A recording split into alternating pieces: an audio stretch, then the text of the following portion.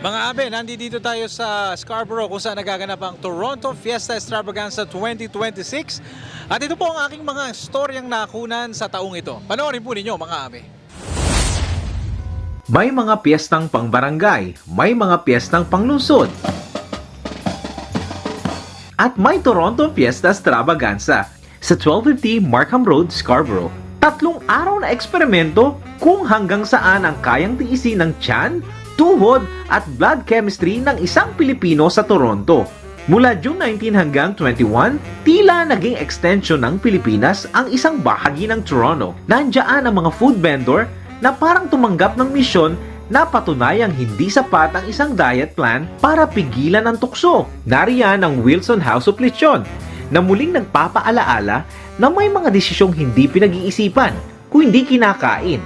Nandito din ang tagpuan kung saan nagtatagpo ang mga magkakaibigan, magkakamag-anak at ang mga taong nagsasabing tigim lang bago umorder ng pang-4 na plato.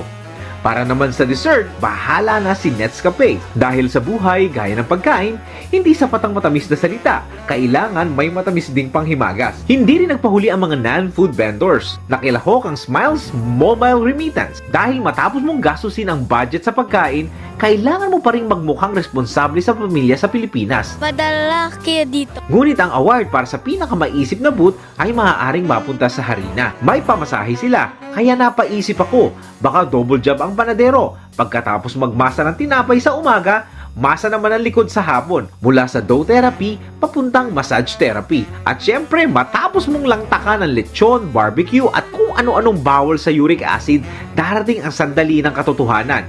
Ngumiti ka man sa larawan, hindi na nakakangiti ang iyong hinlalaki sa paa. Buti na lang may mga t-shirt na "Got gout?" Hindi na tanong yan, diagnosis na yan. Pero huwag mag-alala, nasa paligid ang konti ko sapagkat ang buhay ng Pilipino may 2 bagay na siguradong dumarating: reunion at rayuma.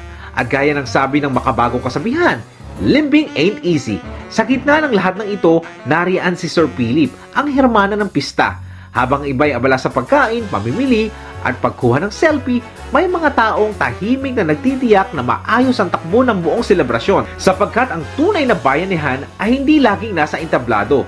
Minsan nasa likod ng sound system, tent at permit. Okay, so syempre kapag kami piyestahan, hindi mawawala ang Hermano Mayor. Kasama ko ngayon ang Hermano Mayor ng Toronto Fiesta Extravaganza, kundi walang iba kundi si Mr. Philip. Sir, kamusta po? Okay lang. Pero hindi naman ang Hermano Mayor, organizer. Okay? Organizer ng Toronto Fiesta Extravaganza, which isa akong city sa out of 14 cities na nililibot namin for the whole summer. Kaya sama kayo. Okay. Sir, pang ilang taon na nga pala ito? Na-lose ko na yung count.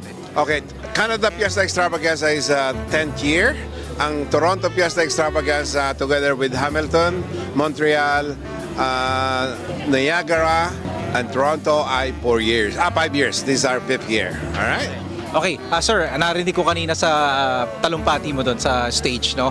Yung ano yung magandang balita na kinuwento mo, i-share mo rin to sa mga manonood natin. Well, again, for the last 5 years, every year, kung saan location ako napupunta kasi wala akong makuha permanent location. And then hopefully, because last night, I have a gentleman's agreement with the manager of Global Kingdom, 1250 Markham Road, na she's giving me 5-year lease here at this location. At oo, marami ang nagtanghal ng kani-kanilang talento. Mga singer, performer, dancer, at mga batang may energy na parang hindi naaapektuhan ng inflation. Ngunit aminin natin, kahit gaano kaganda ang programa, may isang pangalan na paulit-ulit na naririnig sa usapan ng mga tao. Make some noise for Miss! Our ultimate performer, Miss! Di ka na muling luluha pa, di ka na mangangailangan pang humanap na sa'yo. Ipaglalaban ko sa isang lang sa mundo. Dati nasaktan, baka may magkasakitan.